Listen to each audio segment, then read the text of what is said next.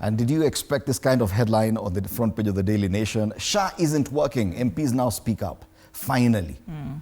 Yeah, that's the front page of the Daily Nation. They say, is it a change of heart? They ask. MPs have expressed their frustration with President William Ruto's new health plan, questioning the operational failures of the multi-billion shilling Social Health Authority and calling for a review of the healthcare system. This follows an uproar from Kenyans who have complained over access, costs and service delivery. Why this is interesting is that some of those people who actually spoke about this are allied to the government. They're members probably of the broad-based government. We have Millie Odhiambo. Says the PS has a vision, but the implementation is a problem. My suggestion is that if this shift fails after 6 months, we go back to NHIF. If you expect that from Millie Odhiambo. Okay, fine, Peter Salasya has said it before. Let's see what Kimani Ichung'wah said.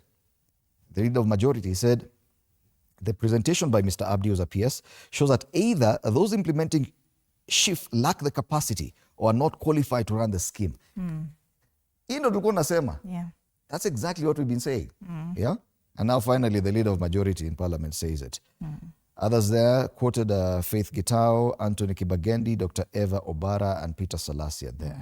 So presentation by authorities officials who defended the scheme angered lawmakers. What happened was that officials from the health ministry were there to make a presentation before the members of the National Assembly who are preparing to get back to work next week, getting back after a long Christmas break.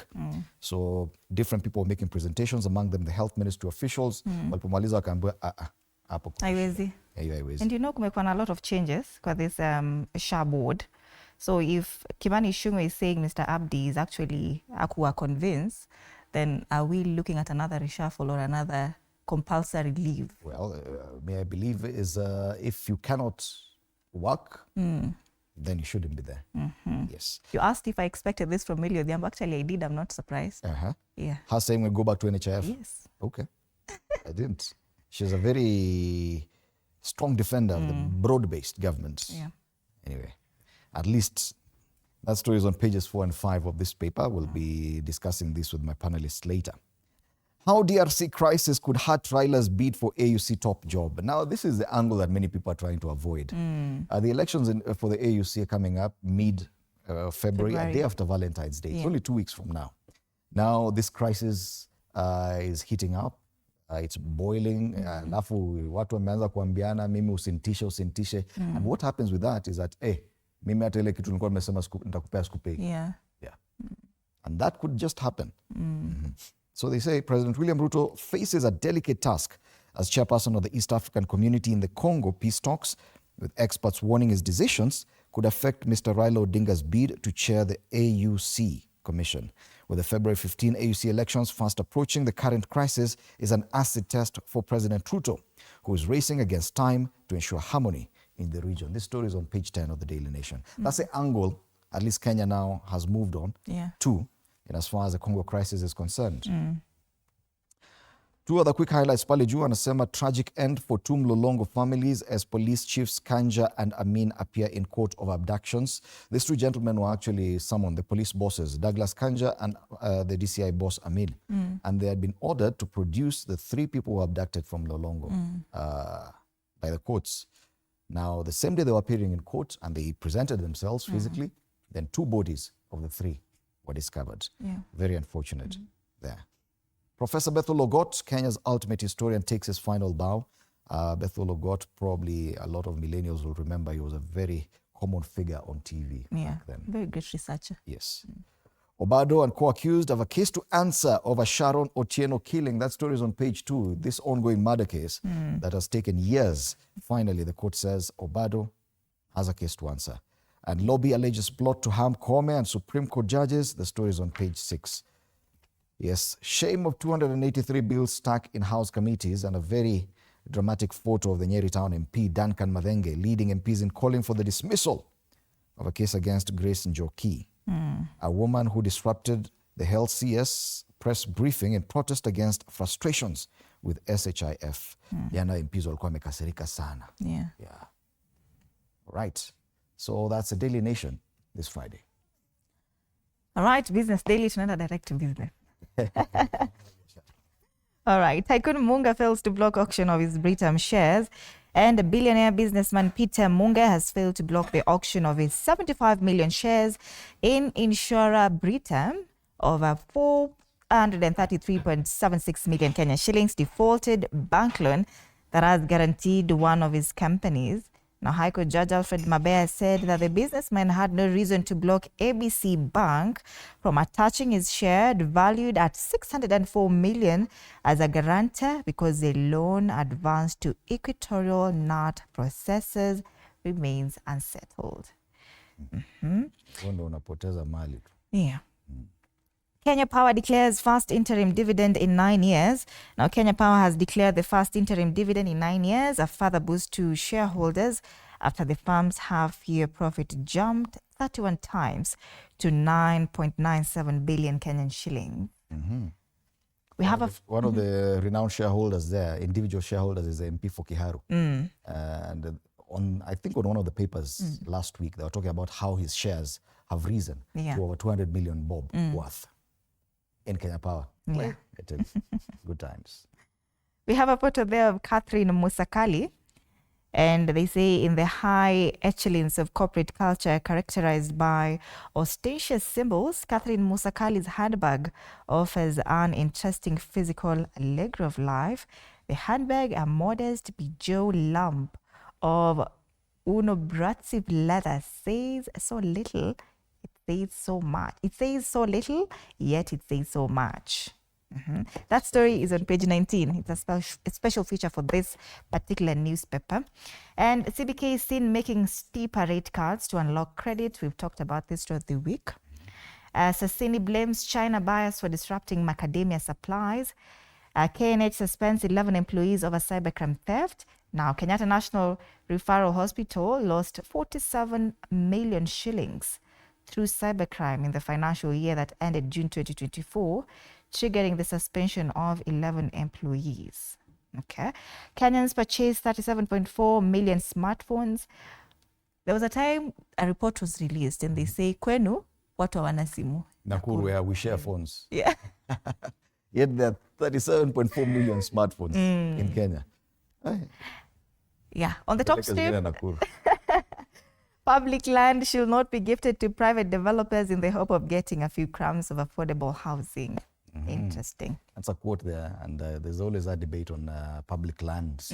How is it being used for affordable housing project?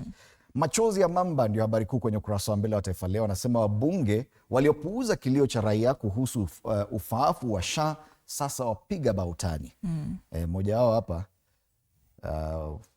jamaa anaitwa Duncan Maina, ni MP wa kule Nyeri Town. Licha ya kuonekana kushabikia bima ya afya ya jamii SHA mbele ya Rais William Ruto, wabunge jana walichomoa kucha zao na kukemea mpango huo, wakihisi kuwa hautafaa wa Kenya na kuna mengi yanayostahili kufanyika kuimarisha ufaafu wake. Waliegemea upande wa umma ambao umezua malalamishi kuhusu bima hiyo mpya. Finally, sasa wanazungumza kama umma. But will they do something about it? Well, even just voicing it and coming out publicly to voice it, because now this, you see now people are on the front pages. Coming out publicly to voice their opinion on that matter means a lot when MPs actually speak like that. Vidokezo zaidi kwenye ukurasa wa mbele. IG Kanja Amin kotini, mili ikipatikana. Tumezungumzia habari hiyo. Obado ana kesi ya kujibu kotini, na South Africa au Afrika Kusini na Rwanda za kabana ko. Kila mtu ameshika, mimi nda kunyonga. Trump atimua wahamiaji kwa kama mbwa. Waamerika wazawa wapya wameanza kuhisi joto kali la rais huyo aliyeshinda Kamala. Masuala ya spoti, City waponea Liverpool ndani ya 16 bora. Masuala ya vilabu bingwa vile Ulaya. Gazeti la Taifa Leo. People Daily, why Ruto peace mission in DRC conflict flopped. Now, perception by Kinshasa that Kenyan leader is partisan has vested interest in the resource-rich country, and affinity to Kagame made Tshisekedi snub EAC talks. And also, you see, the EPNS relate with that.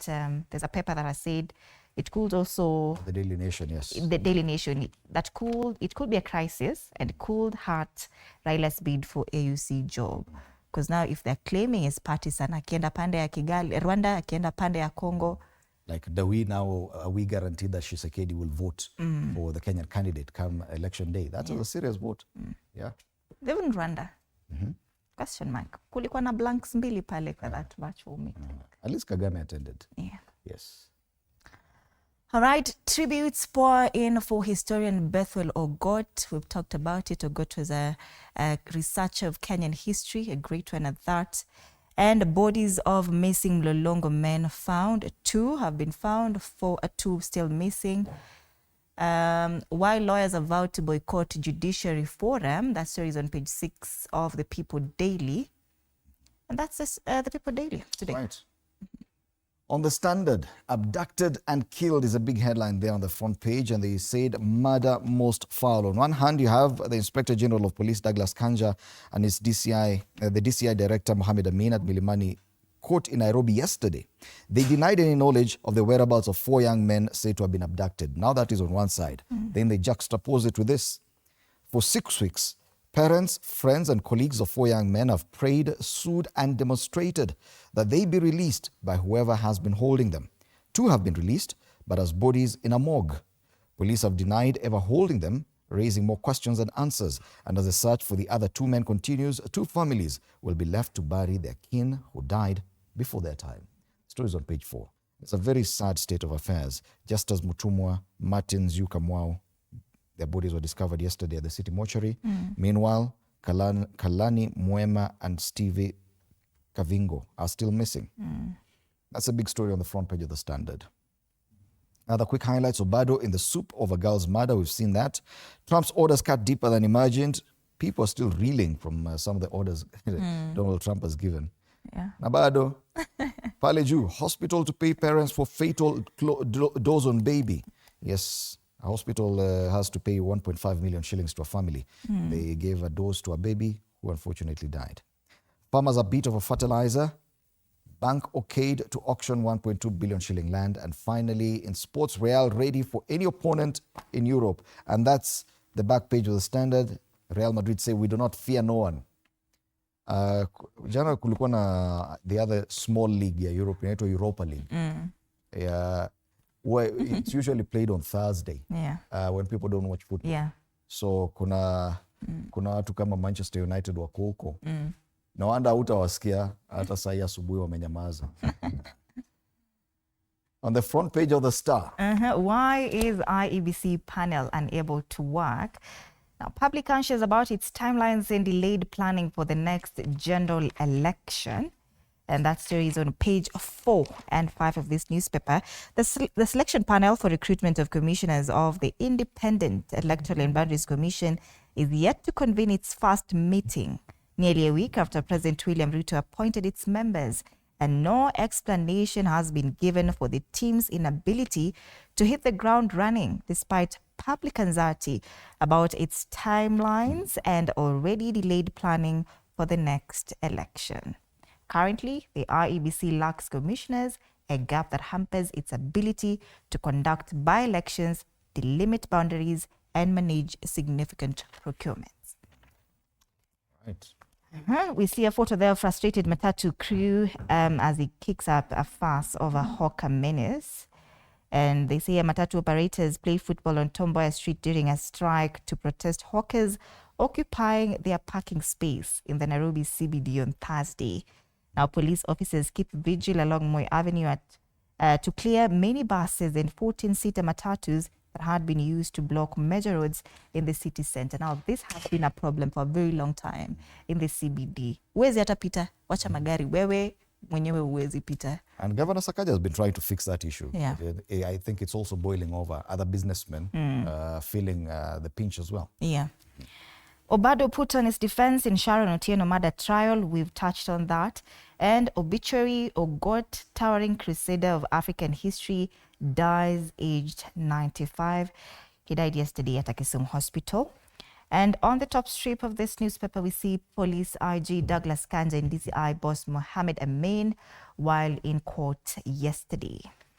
Right. That's the Star. That's the Star. Tulikuwa tushaangazia magazeti ya kule Uganda na Rwanda na Tanzania. Tuangazie caricature. On this caricature, this is a Daily Nation today. We have caricatures of two gentlemen, each speaking on a podium, the deputy presidential podium, with cameras looking at them. On one podium, we have huyu jamaa anawekewa crown ile ya Mlima na akona mitego kila mahali. So I think we know who. That's the former deputy president, and he says, yes man deputy president. He's calling the other person a yes man deputy president. Alafu mwingine anasema former yes man deputy president. A case of the pot calling the kettle black. Oh, yes. That's a Daily Nation. And this is the Star. We see a photo there of Tshisekedi, that is a caricature of Tshisekedi, the president of DRC. We see down here a caricature of Cyril Ramaphosa, and that is the South African president. And a caricature up there of Rwandan President Paul Kagame. And who is that other one? I still don't know, because the blue shirt, jamaa anavaa shati ya blue inakaa kama Uhuru Kenyatta. I'm not so sure if this is him. Yeah. But yes. But wako ndani ya pool in DRC, and we see Tshisekedi sinking. Everyone is dipping their fingers and hands into this mess. Yeah. Yeah. Everyone wants a share of the cake. Yes. So that's the Goma crisis, making it to the cartoon on the Star. On the People Daily, education funding. So you have two students in class, lakini blackboard hapo kuna shimo kubwa sana. One of the students is thinking the whole yani shimo, idea is zero funding. Yeah. These are big debates on education funding. What happens going forward? Yeah. And finally, on the Standard. All right, whose caricature is this, Fred? And he says, even if Ruto doesn't get a second term, he'll have transformed the lives of our young people. And the young people are pictured there saying, and abductions? Yeah, they're wondering, okay, what are you really saying? Meanwhile, they're faced with abductions. And I think this is a caricature of the deputy president, because he's the one who's talking about, he was rebutting, or rather trying to talk back at his predecessor. You've seen that in the other cartoon, about this debate on term limits, or will President Ruto become a one-term president or not? He's the latest one to talk about it. So that's a cartoon on the Standard today. After the break, the youth perspective. Just looking at these headlines from Kenya's perspective, the youth perspective. So we'll be having a huge panel of Kenyan youth in studio. Do stand by for that. Later on, we're talking matters Kenyan reality show. Kuja tujue if men are really looking past their appearance. Ama wanataka tu appearance lakini hawasemi. It's Feel Good Friday. DJ Granite will also be with us later on with Bansi Kimuyu. So do stand by for that. But on social media platforms, interact with us at TV47 Kenyan, Facebook and YouTube. TV47 News KE on X. My handle is at @Ann_Odida. The hashtag is Morning Cafe. My handle on X is Freddy. Stay with us.